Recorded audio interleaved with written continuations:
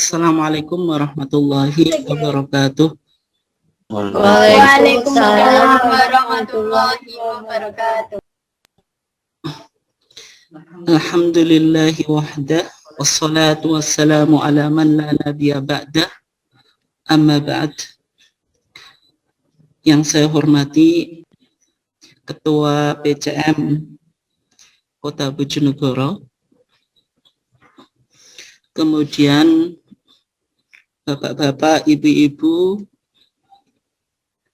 dari Amal Usaha Muhammadiyah di Bojonegoro, demikian juga Bapak-bapak dan Ibu-ibu yang mungkin dari luar Kota Bojonegoro. Alhamdulillah pada kesempatan ini kita dipertemukan oleh Allah Subhanahu wa Ta'ala di dalam kajian rutin kita, yang mana pada kesempatan ini kita akan mencoba melihat tentang apa yang sudah pernah saya sampaikan pada minggu yang lalu, yaitu tentang tuntunan ibadah siam atau puasa menurut Tarjih Muhammadiyah. Bapak Ibu sekalian yang dimuliakan Allah, kenapa topik ini sangat penting? Karena insya Allah pada hari Selasa yang akan datang kita sudah akan memasuki 1 Ramadan berdasarkan maklumat PP Muhammadiyah dengan pendekatan hisab hakiki wujudul hilal, sebagaimana yang sudah saya sampaikan pada pertemuan yang lalu. Dan insya Allah pada pertemuan ini kita akan melanjutkan apa yang sudah kita kaji, yaitu kita akan mencoba melihat yang pertama tentang orang-orang yang diwajibkan berpuasa. Kalau kita lihat dalil yang sering kita hafal, yaitu Allah Subhanahu wa Ta'ala berfirman, ya ayyuhalladzina amanu kutiba alaikumusiyam kama kutiba alal ladzina min qablikum la'allakum tattaqun. Maka kalau kita lihat di dalam ayat ini, maka Allah Subhanahu wa Ta'ala mengatakan, ya ayyuhalladzina amanu, wahai orang-orang yang beriman, kutiba maknanya adalah furido, difardukan. Kita sudah lihat kemarin bahwasanya kutiba itu artinya ditulis. Dalam konteks masyarakat Islam yang mana mayoritas umatnya adalah ummatun ummiyatun, umat yang tidak bisa membaca dan menulis, maka ketika ada sebuah perintah yang menggunakan redaksi kutiba, ditulis, ini maknanya lebih dalam daripada menggunakan kata furido, difardukan. Alaikum atas kamu sekalian, apa yaitu asyamu, puasa. Kama kutiba alal ladzina min qablikum la'allakum tattaqun. Maka kalau kita lihat di sini, ayat ini memberikan sebuah perintah supaya kita menjalankan ibadah puasa. Nah, kemudian pertanyaan yang muncul, siapa saja yang wajib berpuasa? Maka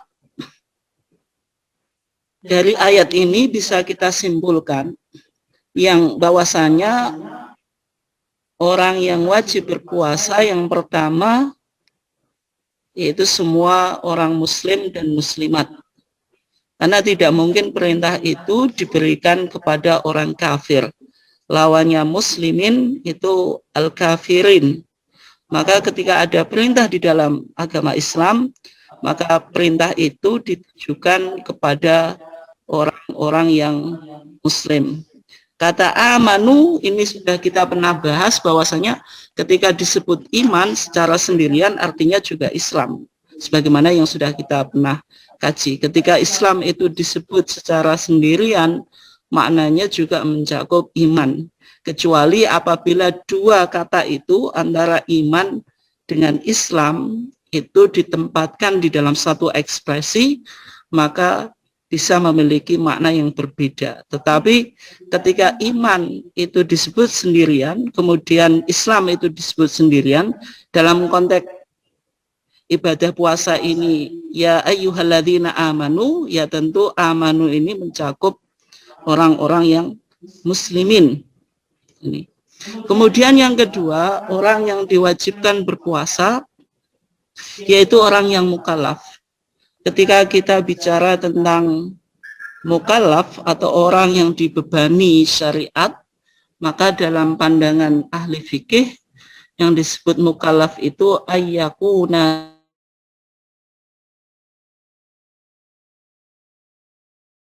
memasuki usia yang dewasa. Maka anak kecil yang belum balik maka tidak dikenakan kewajiban berpuasa. Karena rufi al-qalamu an thalathin.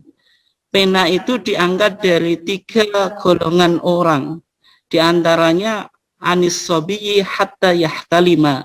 Dari anak kecil sampai dia masuk usia balik.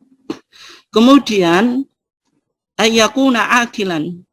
Dia harus berakal. Maka orang yang majnun, orang yang memiliki kecacatan mental, maka dia tidak diwajibkan menjalankan syariat, termasuk tidak diwajibkan menjalankan puasa. Nah, ini yang disebut mukallaf. Kemudian yang ketiga itu sehat dan mukim. Orang yang sehat berarti lawannya orang yang sakit. Kemudian mukim ini orang yang berada atau berdomisili di sebuah tempat, dia tidak melakukan safar atau melakukan perjalanan. Nanti kita coba akan bahas lebih detail. Kemudian yang keempat, tidak ada halangan syar'i atau tidak ada dalam bahasa fikih itu disebut mawani, sesuatu yang menghalangi, ini khususnya bagi wanita. Misalnya wanita sedang mengalami haid atau menstruasi atau nifas. Maka ketika wanita mengalami haid atau nifas, maka puasanya tentu tidak sah. Jadi yang diwajibkan melakukan ibadah puasa dari ayat itu, ya ayyuhalladzina amanu kutiba alaikumusiyam, itu yang pertama semua orang muslimin dan muslimat. Yang kedua mukallaf, ketika kita bicara mukallaf berarti orang balik dan berakal. Kemudian yang ketiga sehat dan mukim. Kemudian yang keempat tidak ada halangan syar'i atau al-mawani syar'iyah, yaitu khusus bagi wanita, dia tidak sedang menjalani menstruasi dan tidak nifas. Bapak Ibu sekalian yang dimuliakan Allah, kemudian kita coba lihat sekarang tentang rukun puasa. Kalau kita lihat bahwasanya setiap sebuah ibadah itu memiliki rukun. Demikian juga puasa. Maka kalau kita lihat di sini ada 2 rukun puasa yang penting untuk kita pahami, yaitu yang pertama niat. Ini sudah pernah kita kaji kemarin. Ketika kita bicara tentang niat, maka dalil yang dipakai oleh para ulama ketika menjalankan ketika berbicara tentang niat, yaitu firman Allah Subhanahu wa taala, wa ma umiru illa liya'budullaha mukhlishina lahuddina hunafa. Wa ma umiru, dan tidaklah mereka diperintah illa liya'budullaha, kecuali untuk melakukan ibadah kepada Allah mukhlishina, dengan mengikhlaskan lahuddin, bagi Allah agama. Nah, ini kan berarti menunjukkan bahwasanya semua ibadah yang kita lakukan itu harus didasari atas keikhlasan. Ketika kita bicara tentang ikhlas, inilah yang dalam kita menjalankan ibadah puasa, karena ibadah puasa itu ibadah yang sifatnya al-imsak wal kafu anisy', yaitu kita menahan diri dari sesuatu, Benar kan? yaitu kita melakukan ibadah dengan menahan diri tidak melakukan sesuatu. Meskipun pada umumnya ketika kita bicara tentang ibadah, maka ibadah itu kebanyakan al-fi'lu, jadi melakukan sesuatu. Contohnya apa? Sholat, kemudian zakat, haji. Ini semuanya perbuatan. Tapi ketika kita bicara tentang puasa, maka puasa itu bukan al-fi'lu, tapi apa? Al-kafu, menahan diri dari melakukan sesuatu. Apa yang kita tahan? Maka kalau kita lihat di dalam surat Al-Baqarah itu ayat 187, maka di sana Allah Subhanahu wa taala mengatakan uhilla lakum lailatas siyami rafathu ila nisaikum. Dihalalkan bagi kamu sekalian lailatas siyami, pada malam puasa, apa rafathu, yaitu mengumpuli istrimu.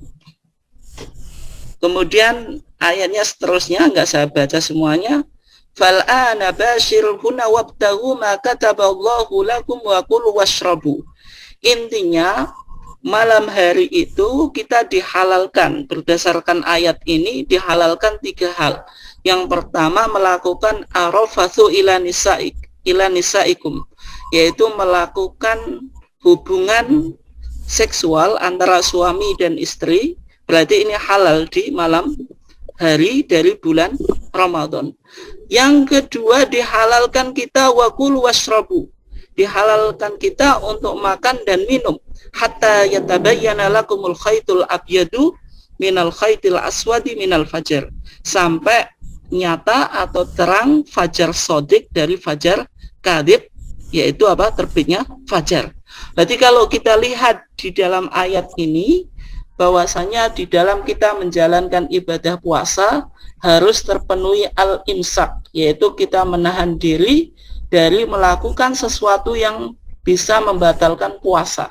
Yaitu di dalam ayat ini disebutkan apa? Melakukan hubungan intim antara suami dan istri, kemudian makan dan minum. Berarti puasa itu ada unsur al-imsak, yaitu menahan diri dari menjalankan sesuatu. Ini 2 rukun pokok yang penting kita pahami di dalam memahami ibadah puasa. Yang pertama niat, kemudian yang kedua al-imsak, yaitu menahan diri dari sesuatu yang bisa membatalkan ibadah puasa. Bapak Ibu sekalian yang dimuliakan Allah, kemudian yang kita akan coba bahas di sini yaitu tentang beberapa kelompok orang yang mendapatkan rukhsah dan bagaimana yang mereka harus lakukan ketika mendapatkan rukhsah atau keringanan tidak berpuasa. Yang pertama ada yang disebut orang yang tidak diwajibkan berpuasa. Tadi dia tidak wajib menjalankan puasa, tapi wajib apa? Wajib mengganti puasanya di luar Ramadan. Ini siapa? Yaitu wanita yang mengalami haid dan nifas di bulan Ramadan. Jadi sebagaimana yang sudah saya sebutkan tadi, bahwasanya orang yang mengalami al-mawani asy-syar'iyyah, mendapatkan halangan syar'i, yaitu wanita yang haid dan nifas, maka mereka tidak wajib menjalankan puasa, tetapi wajib mengqadha'i puasa yang ditinggalkannya di luar bulan Ramadan. Nah, kalau kita lihat di sini hadisnya apa? Misalnya ada hadis dari Mu'adzah al-Adawiyah, anamra'atan, bahwasanya seorang wanita sa'alat Aisyah, pernah bertanya kepada Aisyah, mabalul haidi taqdi shaum wala taqdi as-shalah. Bagaimana gerangan orang yang haid atau wanita yang haid mengqadha puasa dan tidak mengqadha salat. Faqalat laha, maka ketika itu Aisyah meresponnya dengan agak menganggap aneh pertanyaan ini. Maka kata Aisyah kepadanya, aharuriyatun anti, kalau begitu kamu adalah kelompok Khawarij. Kelompok Khawarij ini apa? Yaitu sekte di dalam Islam yang keluar dari pasukan Ali ibn Abi Thalib dan Muawiyah. Haruriyah ini berarti kelompok dari Khawarij. Kenapa kok disebut Haruriyah oleh Aisyah? Karena dalam pandangan Khawarij bahwasanya wanita yang haid itu apa? Mengqadha puasa yang ditinggalkan dan mengqadha salatnya. Meskipun jumhur ulama salat wanita yang haid itu dalam pandangan mereka tidak wajib mengqadhanya. Tapi dalam pandangan Khawarij wanita yang haid salatnya itu tetap diqadha. Faqalat lastu biharuriyah. Maka wanita tadi merespon, ya Aisyah, saya ini bukan pengikut Khawarij. Walakinni as'al, akan tapi saya ingin paham, ingin tahu. Faqalat kana yusibuna dzalika ala ahdi Rasulullah sallallahu alaihi wasallam. Maka kata Aisyah, fa nu'maru biqada'is shaum wa la nu'maru biqada'is shalah. Maksudnya kata Aisyah, kita pada zaman Rasulullah itu pernah mengalami menstruasi, yaitu pada bulan Ramadan kami menstruasi atau kedatangan haid. Maka kata Aisyah, fanu'maru biqada'is shaum, maka kami diperintah mengqadha puasa. Berarti wanita tidak menjalankan puasa ketika itu, tetapi diperintah untuk mengqadha'i. Wala nu'maru biqada'is shalah, dan kami tidak diperintah untuk mengqadha salat. Nah, kenapa alasannya semacam ini? Ya kalau kita lihat, karena puasa itu 1 tahun kan cuma 1 bulan. Berarti tidak tiap bulan kita diwajibkan untuk menjalankan puasa. Tapi kalau sholat ini setiap hari kita harus menjalankan ibadah sholat. Sholat itu minimal kita kerjakan tiap hari itu 5 kali kan itu. Nah, berarti perintah sholat ini sangat banyak dibanding perintah puasa. Oleh sebab itu, kalau wanita yang haid itu diwajibkan untuk mengqadha sholat, maka akan menjadi menjadi repot dan akan memperberat mereka di dalam menjalankan agama. Berbeda dengan puasa. Mungkin wanita itu ketika bulan Ramadan kedatangan haid tidak setiap hari, mungkin hanya beberapa hari, 3 hari, 4 hari dan seterusnya. Sehingga dalam konteks ini agama memerintahkan biqada'is shaum, yaitu mengqadha puasa yang ditinggalkan, tetapi tidak memerintahkan untuk biqada'is shalah, tidak mengqadha salat. Nah, kalau kita lihat di sini, hadis ini kan berkaitan dengan wanita yang haid. Yang menjadi pertanyaan, bagaimana tentang wanita nifas? Padahal tidak ditemukan dalil yang menunjukkan tentang hukum wanita yang nifas. Ini tidak ada. Tapi bagaimana dalam pandangan tarjih, wanita nifas itu disamakan dengan wanita yang haid. Padahal kan kita kembali bahwasanya dalam pandangan Muhammadiyah beragama itu harus menggunakan dalil Quran dan Sunnah. Nah, konteks nifas ini tidak ditemukan dalilnya. Nah, bagaimana kita memiliki pandangan bahwasanya wanita yang mengalami haid dan nifas di bulan Ramadan, atau bahwasanya wanita yang nifas itu disamakan dengan wanita yang haid?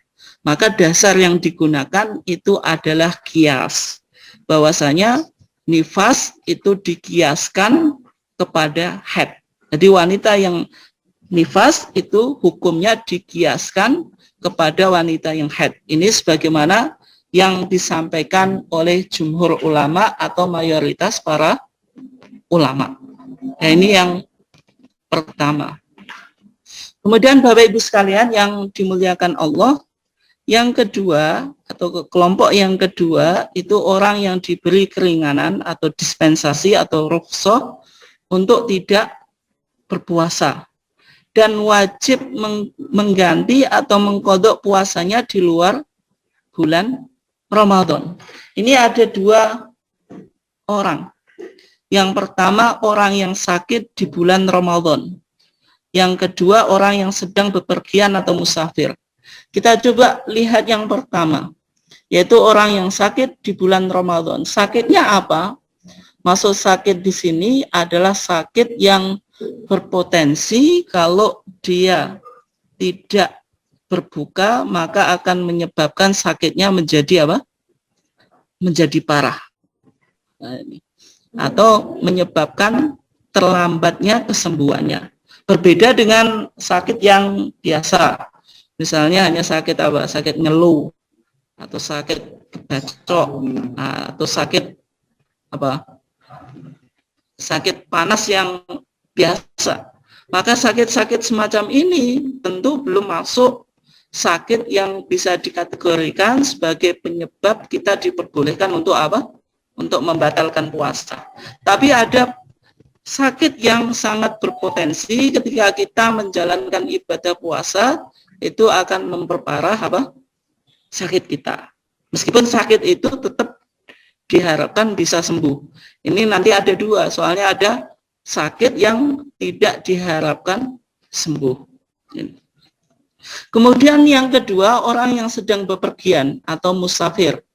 Nah, karena bepergian itu biasanya kan menjadikan sesuatu itu repot. Maka agama ini memberikan rukhsah atau memberikan keringanan bagi orang yang musafir untuk apa? Untuk berbuka atau tidak menjalankan ibadah apa? Puasa. Nah, kalau kita lihat di sini ada dalil dari surat Al-Baqarah ayat 184. Allah Subhanahu wa taala mengatakan faman kana minkum maridun aw ala safarin fa'iddatum min ayyamin ukhra.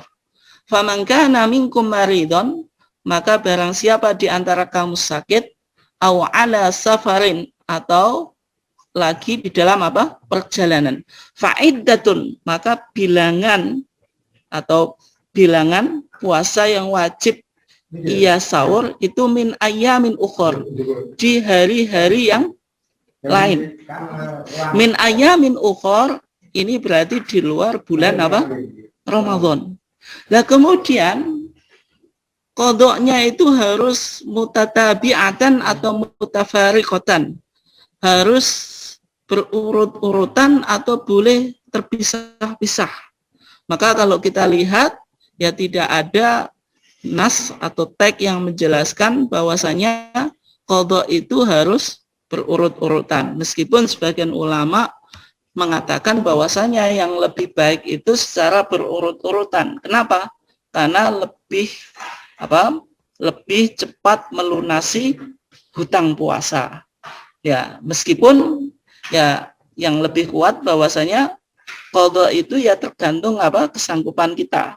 Kalau memang situasi menghendaki kita untuk berurut-urutan, ya itu lebih baik dijalankan. Tapi kalau tidak, ya sesuai dengan situasi dan kondisi yang kita miliki.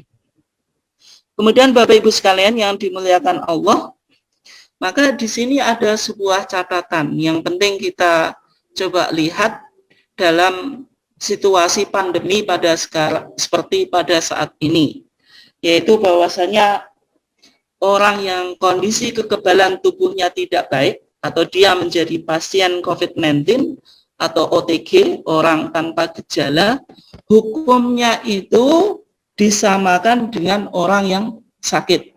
Nah, ini perlu dicatat karena pasien COVID-19 itu kan membutuhkan stamina dan kekebalan tubuh supaya dia bisa cepat pulih. Maka kalau misalnya di bulan Ramadan ada yang positif COVID-19 dan mudah-mudahan kita terhindar dari penyakit itu atau dari virus itu, maka orang yang semacam itu boleh untuk tidak berpuasa. Supaya apa? Supaya menjaga imunitas atau kekebalan tubuhnya dan bisa sembuh dari COVID-19. Maka orang yang dalam kondisi kekebalan tubuhnya tidak baik atau pasien COVID-19 atau orang tanpa gejala, orang semacam itu disamakan dengan apa?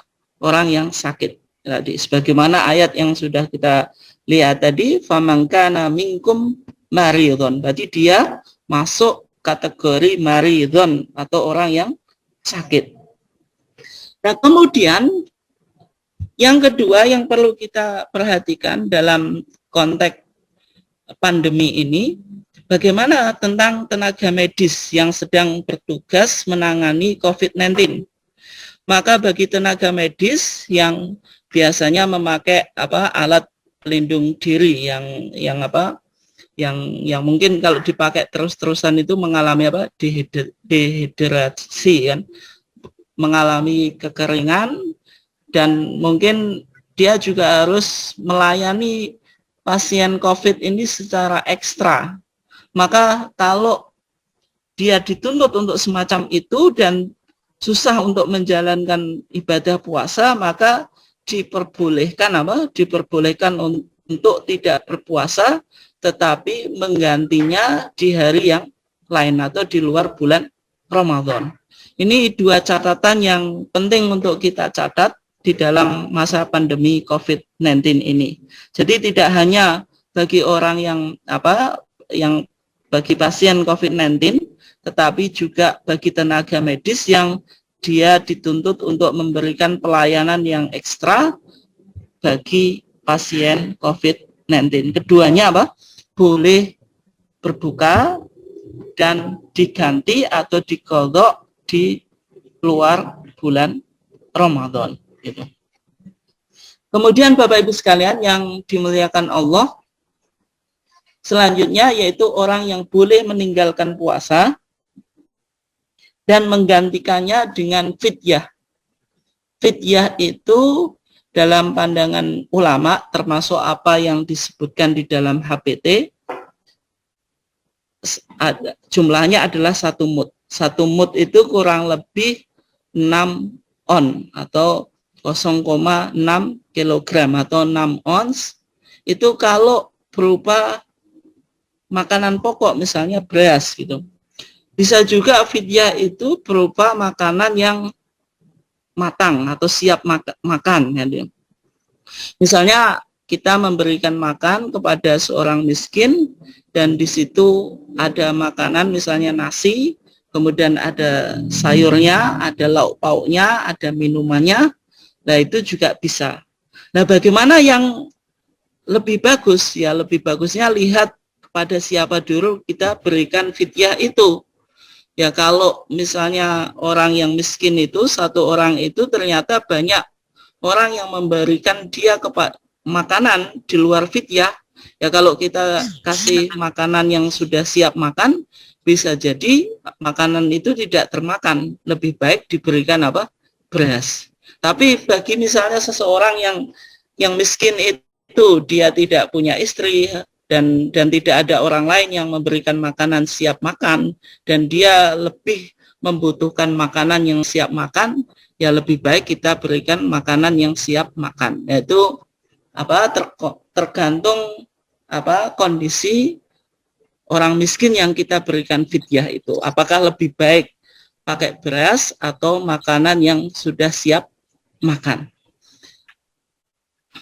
Nah, kalau kita lihat di sini ada 4 orang, yaitu orang yang boleh meninggalkan puasa dan menggantinya dengan fidyah, yaitu 1 mud setiap hari.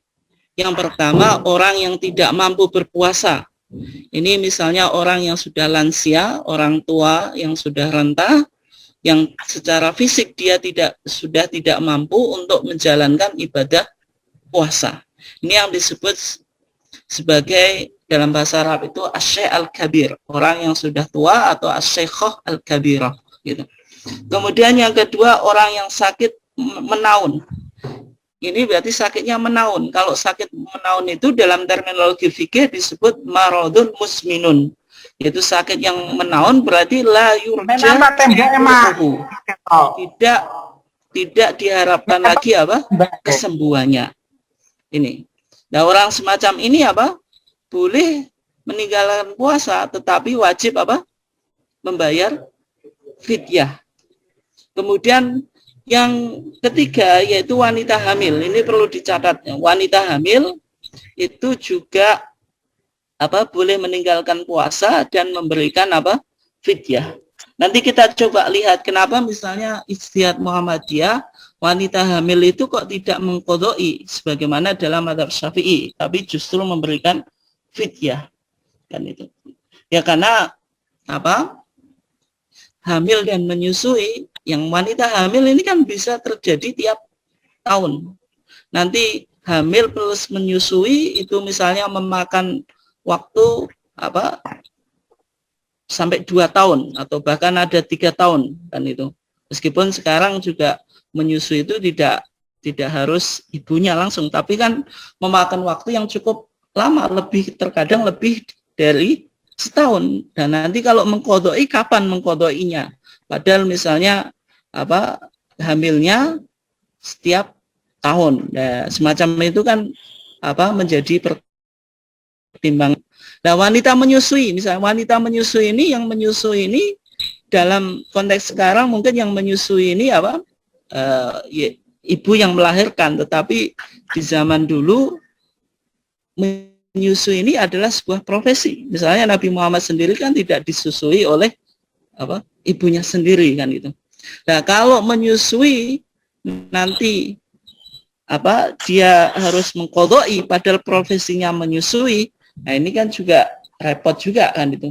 Sehingga ijtihad Majelis Tarjih, wanita hamil dan wanita yang menyusui itu apa boleh meninggalkan puasa dan menggantinya dengan fidyah. Dan 4 orang ini masuk di dalam ayat ini, yaitu di dalam surat Al-Baqarah ayat 184 itu Allah Subhanahu wa taala mengatakan wa 'alal ladzina yutiqunahu fidyatun ta'amu miskin.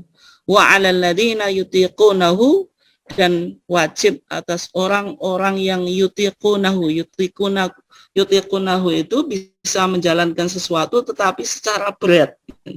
Apa yang diwajibkan bagi mereka?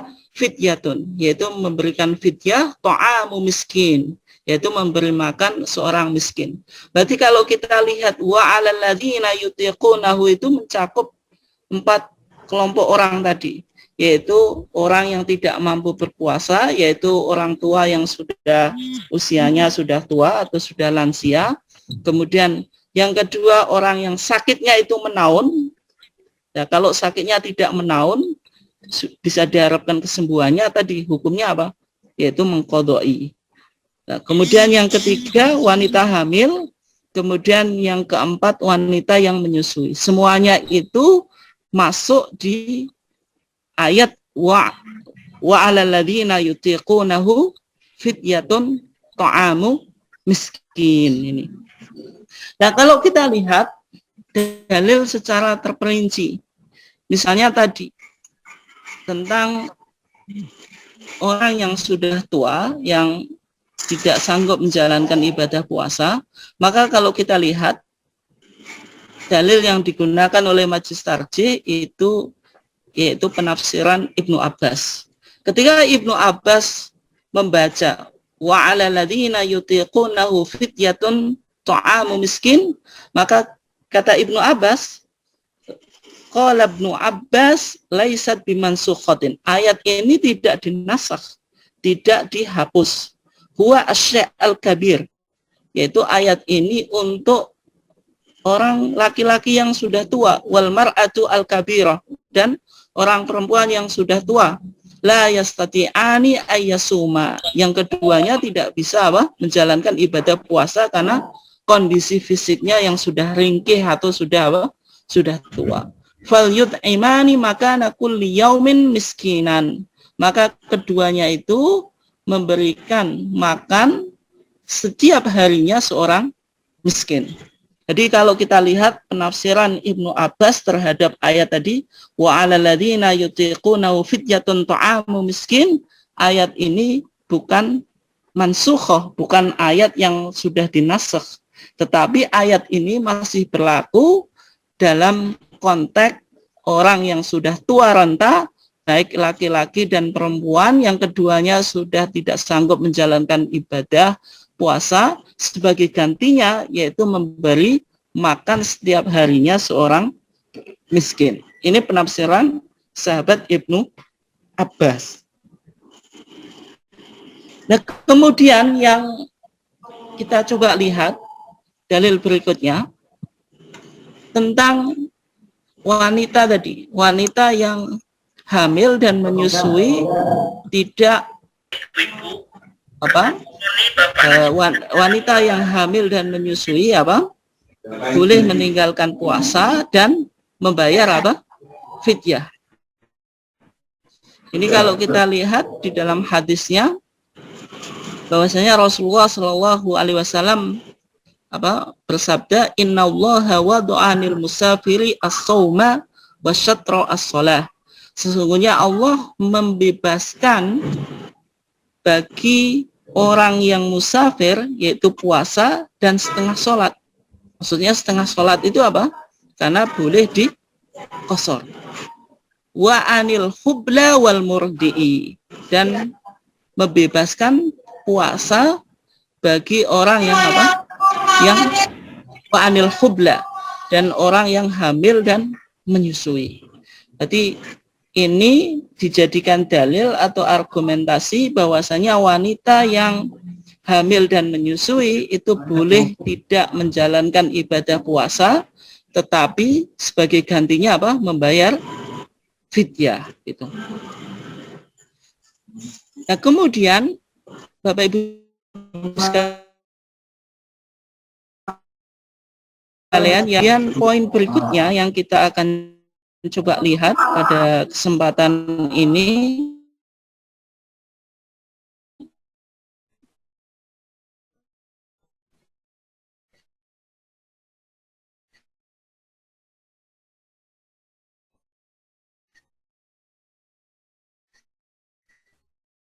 yaitu puasa. Dan apa saja? Yang pertama yaitu makan dan minum di siang hari pada bulan Ramadan.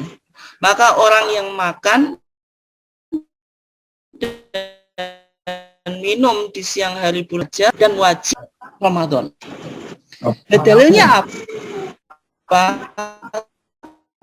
Kenapa makan dan minum itu dalilnya tadi bahwasanya Allah Subhanahu wa taala mengatakan wakulu washrabu. Wakulu, dan makanlah kamu sekalian, washrabu, dan minumlah kamu sekalian, hatta yatabayyana lakumul khaytul abyadu, sampai jelas bagi kamu al khaytu al abyadu, yaitu benang putih, minal khaytil aswadi, dari benang hitam, minal fajri, yaitu fajar. Maksudnya apa? Di malam hari ketika kita menjalankan ibadah puasa, kita boleh makan dan minum sampai terbitnya fajar. Ini berarti makan dan minum di siang hari di bulan Ramadan itu membatalkan ibadah puasa. Kemudian yang mungkin bisa kita tarik sebagai bahan diskusi, kalau makan dan minum membatalkan puasa, bagaimana tentang hukum vaksinasi yang sekarang ini mungkin Bapak Ibu sekalian juga bisa mungkin nanti schedule vaksinasinya terjadi di bulan Ramadan. Apakah vaksinasi itu bisa membatalkan ibadah puasa atau tidak? Nah, Majelis Tarjih sudah mengeluarkan fatwa tentang vaksinasi yang intinya vaksinasi itu tidak membatalkan ibadah puasa. Nah, kenapa kok tidak membatalkan ibadah puasa? Kalau kita lihat di sini, ayat ini kan wakulu washrabu, makan dan minum. Makan dan minum itu berarti melewati anggota tubuh yang sudah kita kenal. Berarti kalau makan dan minum yang melalui mulut kemudian sampai pencernaan. Berarti ada lubang yang terbuka, yang di situ memang sesuatu itu bisa masuk. Yang kedua, makan dan minum itu sifatnya kan bisa dinikmati. Nah, bagaimana tentang suntikan vaksinasi? Maka suntikan vaksinasi itu kan bukan untuk makan dan minum, tetapi untuk memberikan kekebalan tubuh, tidak ada nilainya tidak mengandung nutrisi, dan kemudian dimasukkan di lubang yang tidak umum digunakan sebagai media untuk makan dan minum, yaitu mulut. Maka vaksinasi itu kan melalui suntikan secara khusus, tidak melalui mulut. Nah, sehingga vaksinasi itu tidak masuk pada wakul wasrobu, makan dan minum yang tadi yang dilarang. Nah, sehingga pandangan Majelis Tarjih bahwasanya vaksinasi di dalam bulan Ramadan itu tidak membatalkan ibadah puasa. Nah, kemudian tadi kalau di dalam ayat tadi bahwasanya kita dibolehkan makan dan minum sampai nyata fajar sodik dari fajar kadhib. Nah, kalau kita lihat di dalam hadis yang lain bahwasanya Rasulullah SAW bersabda, la yamna'annakum min suhurikum adhanu bilalin. Jangan menghalangi kamu sekalian dari makan sahur adhanu bilalin. Adanya Bilal. Ketika Bilal itu azan, maka kata Nabi, kamu tetap makan. Nah, bagaimana kok azan Bilal kita tetap disuruh makan? Karena di zaman Rasulullah itu, Rasulullah punya 2 muadzin. Yang pertama itu adanya Bilal, karena Bilal itu azan ketika masih fajar kadhib, yaitu fajar bohong. Dan ini azan subuh yang pertama.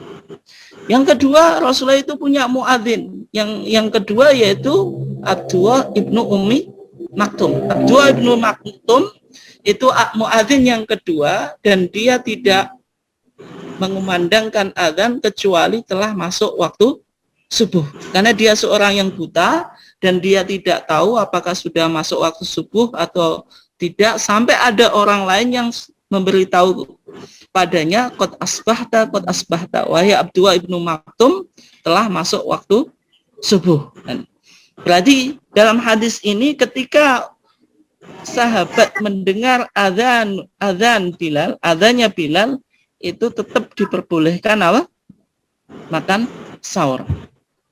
Walal fajru al mustatil, demikian juga jangan menghalangi makan sahurmu itu al fajru al mustatil, yaitu fajar yang yang dia itu sifatnya vertikal, fajar yang putihnya itu ke atas, atau digambarkan sebagai fajar yang kayak ekor serigala. Itulah yang disebut sebagai fajar fajar kadhib, gitu.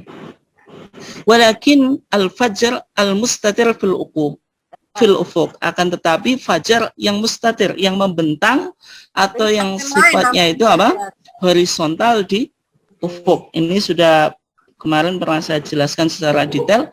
Kalau kita lihat di sini gambaran secara singkat perbedaan antara fajar sodik dengan fajar kadhib. Kalau kita lihat di sini yang fajar sodik, maka putihnya itu sudah dia horizontal, tidak vertikal, jadi sudah membentang. Tapi kalau yang kadhib ini, maka kan ini vertikal ke atas kan. Sehingga dalam hadisnya itu digambarkan sebagaimana ekor serigala. Ini yang disebut fajar kadhib. Ya, yang fajar sodik inilah yang menjadi pembatas dari akhir makan sahur. Nah, kemarin sudah kita bahas juga tentang mundurnya waktu subuh, yaitu dalam kajian Majelis Tarjih, yaitu di Munas Tarjih ke-31, bahwasanya waktu subuh kita itu mundur, yang secara umum di Indonesia ini kan minus 20 derajat. Dalam kajian Majelis Tarjih berdasarkan beberapa data, ini kemarin sudah saya sampaikan, itu sekarang minus 18 derajat. Berarti terpaut 2 derajat, karena 1 derajat itu 8 menit. Berarti kalau 2 kan 1 derajat 4 menit, maaf tadi 1 derajat 4 menit, berarti kalau kita terpautnya 2 kan, sehingga mundur 8 menit.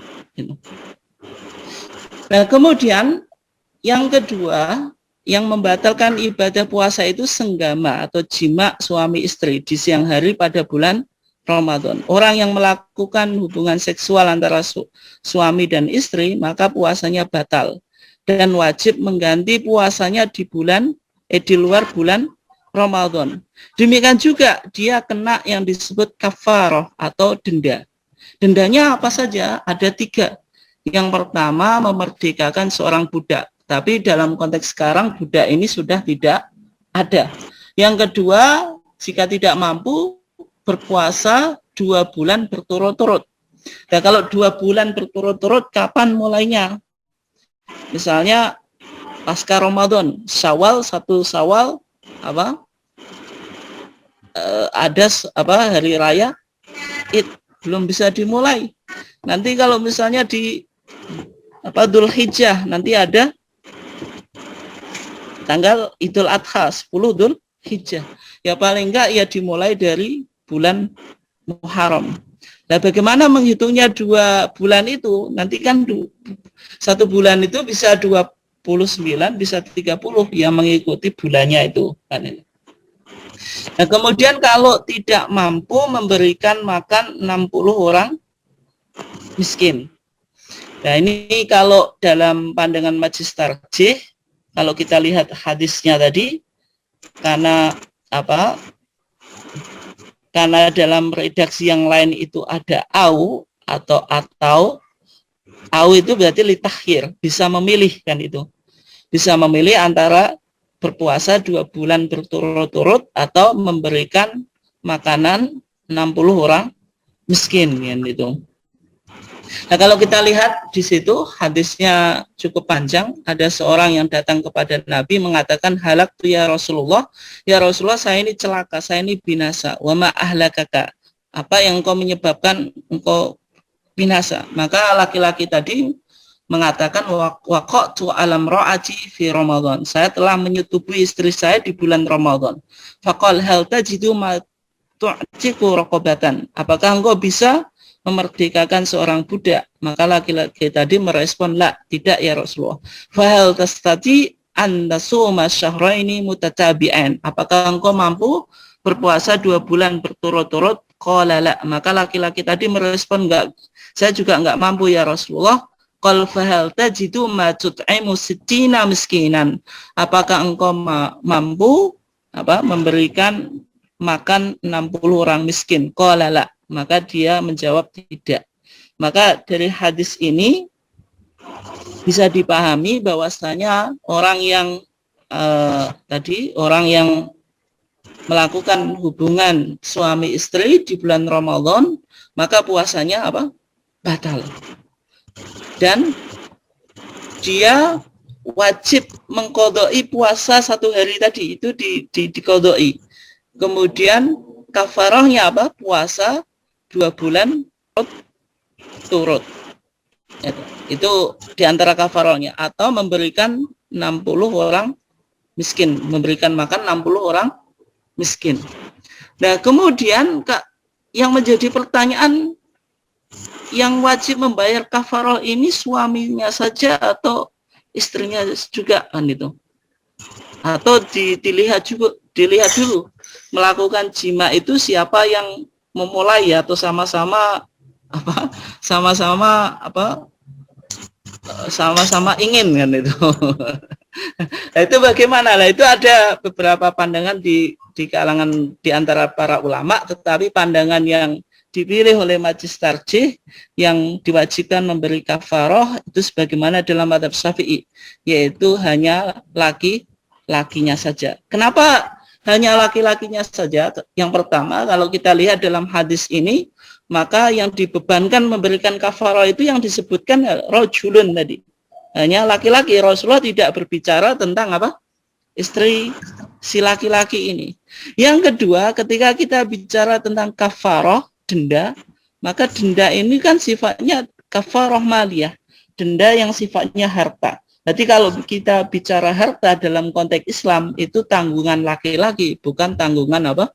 Perempuan atau wanita. Ini pendapat yang dipilih oleh majelis tarjih. Jadi kalau ada laki-laki dan perempuan melakukan hubungan suami istri di bulan Ramadan, maka yang dikenai kafarahnya itu laki-lakinya saja. Nah, kemudian ini yang terakhir, yaitu tentang masalah orang yang lupa. Orang yang makan dan minum di siang hari pada bulan Ramadan, maka kalau dia lupa, maka tidak membatalkan puasa dan wajib meneruskan puasanya tanpa ada sanksi apapun. Berarti kalau makan dan minum kalau amdan atau sengaja, maka itu membatalkan puasa. Tapi kalau makan dan minum nasyan dalam keadaan lupa, itu tidak membatalkan puasa dan wajib meneruskan ibadah puasanya dan tidak ada apa sanksi. Nah, dalilnya apa? Dalilnya dari hadis Abu Hurairah bahwasanya Nabi Shallallahu Alaihi Wasallam bersabda, "Idza akala as-shaimu nasyan au syariba nasyan." Apabila seorang yang berpuasa itu makan apa nasyan dalam keadaan lupa, au syariba nasyan atau minum dalam keadaan lupa, fa innama huwa rizqullah saqahu Allahu ilaih. Sungguhnya itu hanya rezeki Allah yang diberikan kepadanya, wala qadha alaih, dan tidak ada qadha baginya. Maka hadis ini hada isnadun sahihun wa kullun thiqat. Hadis ini sahih, ya, sehingga makan dan minum itu kalau sifatnya nasyan dalam keadaan lupa itu tidak membatalkan ibadah puasa.